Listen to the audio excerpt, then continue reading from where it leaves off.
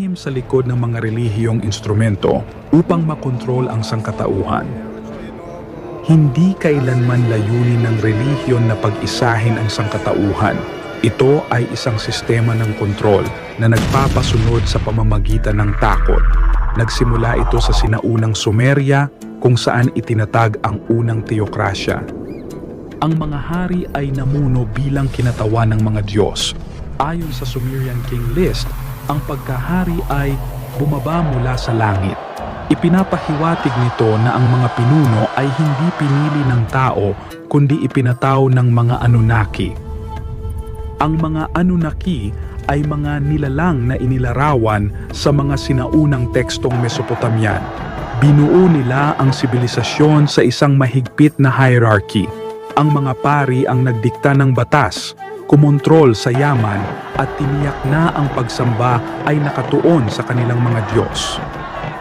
Sa paglipas ng panahon, ang politeismo ay naging monoteismo. Pinagsama nito ang banal na awtoridad sa ilalim ng isang Diyos. Inalis nito ang mga magkakaibang paniniwala at ginawang absoluto ang pagsunod sa relihiyon. Iminumungkahi ng mga sinaunang teksto tulad ng Atrahasis Epic na ang sangkatauhan ay hindi nilikha dahil sa banal na kabutihan. Tayo ay nilikha bilang isang puwersa ng paggawa upang maglingkod sa mga Diyos. Ang mga ziggurat, ang malalaking templo sa mga lungsod ng Mesopotamia ay hindi lugar ng pagsamba.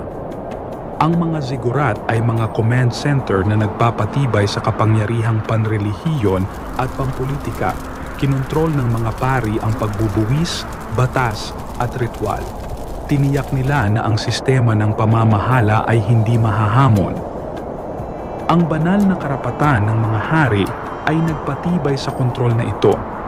Tiniyak nito na ang mga pinuno ay nakikita bilang pinili ng isang mas mataas na kapangyarihan. Ang sistemang ito ay naipasa sa mga sibilisasyon mula sa Babylonia at Ehipto hanggang sa mga monarkiya noong medieval. Ang mga maharlikang angkan ay pinanatili marahil upang mapanatili ang direktang linya mula sa mga sinaunang pinuno. Ang paglipat sa monoteismo ay nagpatindi sa kontrol ng relihiyon. Inalis nito ang mga alternatibong Diyos. Ang pag-question sa awtoridad ng relihiyon ay katumbas ng pagsuway sa banal na batas. Iminumungkahi ng Nag-Hammadi Scrolls at mga aral ng Gnostic na ang Diyos ng pangunahing relihiyon ay hindi ang tunay na tagapaglikha.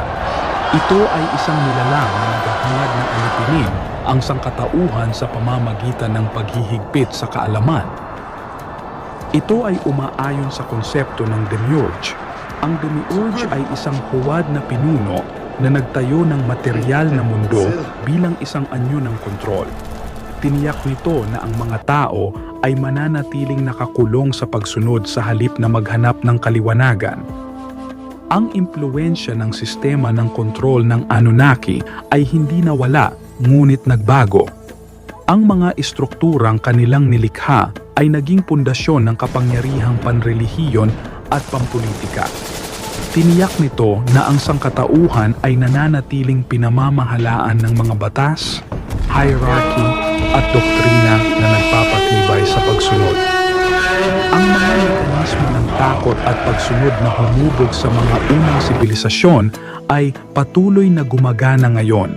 Ang pag-unawa sa pinagmulan ng kapangyarihang panrelihiyon at pampolitika ay nagpapakita kung paano nagpatuloy ang kontrol na ito sa loob ng libu-libong taon.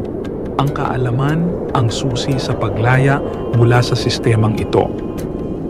Ang kaalaman ang susi sa pagbawi ng katotohanang itinago sa sangkatauhan. Kailangan nating suriin ang kasaysayan at mga paniniwala. Dapat nating tanungin ang mga awtoridad at maghanap ng sarili